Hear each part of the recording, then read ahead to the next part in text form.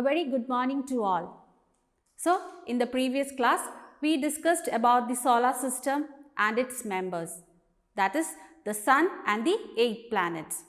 So, today we will continue from page number 102 from your textbook, and we are going to discuss about our planet, the Earth. So, we know that this is the unique planet because the Earth is the only planet in the solar system that supports life. So, here you can see the picture of Earth. Now, 3/4 of the Earth is covered with water and we call them the oceans, and 1/4 of the Earth is covered with land. We call them the continents. So, when you see the picture of Earth from the space, it looks blue in color. That's why it is also known as the blue planet. Now, this happens because of the reflection of the light from the extensive water surface. That's why the Earth looks blue in color when we take the picture from the space. We also know that the Earth, it rotates on its axis from west to east direction. At the same time, it also revolves around the Sun from the same direction. Here, all the planets except Venus and Uranus rotate on its axis from the same direction, that is west to east. Now, let us discuss some of the essential elements that support life on Earth. So, the first one is the Earth is at the right distance from the Sun. That's why the Earth receives the correct amount of heat and light energy. The second one is the Earth is the only planet to have sufficient oxygen, and you know that we need oxygen to breathe. The third one is it has the right proportion of other gases such as nitrogen, carbon dioxide, water vapor and inert gases. Here, inert gases are those gases that does not have any chemical reaction with other substances.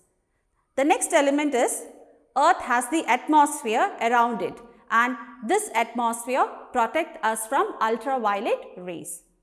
The fifth one is Earth has soil and water, and this is very necessary to support the life on Earth. So, these are few essential elements that support life on Earth. Now, next we will discuss about the satellites. So, what is a satellite? A satellite is a heavenly body that revolves around the planet. So, here you can see there are two types of satellites. One is the natural satellite and the other one is artificial satellite. Here, the satellite and the planet, they don't have their own light. They reflect the sunlight that they receive from the Sun. And we all know that our planet Earth has only one natural satellite, and that is the Moon. And artificial satellites are human-made satellites, and these have been launched into space by various countries for different purposes. These satellites helps us to study the weather condition. They also helps in telecommunication. They take photographs and map large areas of our land, that is the Earth, and it conducts lots of experiments. So, these artificial satellites are human-made satellites and they are launched in the space to study various components. So, the artificial satellites are human-made satellites, and these satellites have been launched into space by various countries. So, this was about the satellites. Now, can you identify who is this person? This is the picture of Aryabhatta, and he was the first prominent Indian astronomer and a mathematician. He discovered the number 0, and he believed that all the planets move around the Earth, and he was the one who gave a scientific explanation for eclipse. He explained that the eclipse, they were not caused by Rahu or Ketu, rather by the moon coming in between the Earth and the Sun. And that's why India's first satellite was named after him. So you can see the picture of India's first satellite, and its name was Aryabhatta. It was launched in the year 1975. Since then, many more satellites have been sent into the space to learn or to study about our land and resources. So here you can see some of them. The first one is EduSat, and this satellite was launched in September 2004. This was the first education satellite of India. Second one is RISAT-1, and this is India's first all-weather radar imaging satellite, and the pictures taken by this satellite helps in agriculture and disaster management. The third one is MOM, that is the Mars Orbiter mission, and the other name is Mangalyaan. It was launched in November 2013, and this is India's first interplanetary mission to explore and observe the Mars. So these are some of the man-made satellites. Next, we will discuss about the moon. What is a moon? How will you define moon? A moon is a dusty ball of rocks. So you can see the surface of moon, it has mountains and holes on its surface. These holes are known as craters, and they have been formed by the falling of meteorites. And we also know that our planet has only one natural satellite, that is the moon. And the distance between the Earth and the moon is approximately 3,84,400 kilometers. And we know that the moon takes about 28 days to revolve around the Earth. Here, the moon is nearer to the Earth than the sun, and the diameter of the moon is 1/4 of the diameter of the Earth, and its gravity is 1/6 that of the Earth. So here, moon's gravity is weaker than the Earth's gravity. This means if you stand on the moon, you will weigh less. So this was about the moon. Now, the first mission to moon is Chandrayaan-1, and it was launched in October 2008. The second mission to moon of India is Chandrayaan-2, and this was launched in September 2019. So this was some of the facts of the moon. Now let's discuss the shape of the moon. So you all might have seen the moon in different shapes at different time. So do you know the reason? This is because as the moon orbits the Earth, the sun lights up different parts of the moon's surface, and it's just our view of the moon that keeps on changing and not the moon itself. Now, while revolving around the Earth, the moon goes through 8 different phases. That means 8 different shapes. Now, here you can see the 8 different shapes of the moon with its name. Here, when the moon appears to be getting bigger, it is known as waxing, and when the size is increasing, it is known as waning. So here you can see the different shapes of the moon due to the sunlight falling on its surface while taking one revolution of the Earth. So this was about the shapes of the moon. Next, we will discuss about asteroids. So what are asteroids? Asteroids are small, rocky, airless fragments that orbit our sun, and these are left over from the formation of our solar system.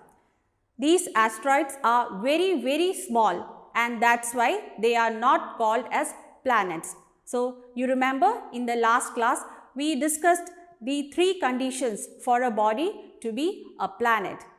So these broken pieces of rocks and planet-like objects are also called planetoids.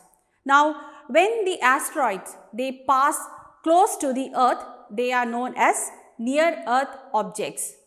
As you can see here, most of the asteroids they are found in the region called asteroid belt, and this region is located between the orbit of Mars and Jupiter. You can also see here the largest asteroid, which is known as Ceres, which has an equatorial radius of 476 kilometer, and it is considered a dwarf planet. So, this was about the asteroids. Now, let's discuss how we can calculate the distance in space. So, to calculate the distance in space, we have a unit, and the name of the unit is light year. So, what is a light year? A light year is the distance travelled by light in 1 year at the speed of 300,000 km per second. So, to calculate the distance in space, we use this unit, that is light year. Next, we will discuss about meteoroids, lumps of rocks and metal that orbits around the sun. Now, these meteoroids can be found throughout the solar system. So, this was about meteoroids. Next, we will discuss about meteors. So, what are the meteors? Meteors are the meteoroids that enter the Earth's atmosphere.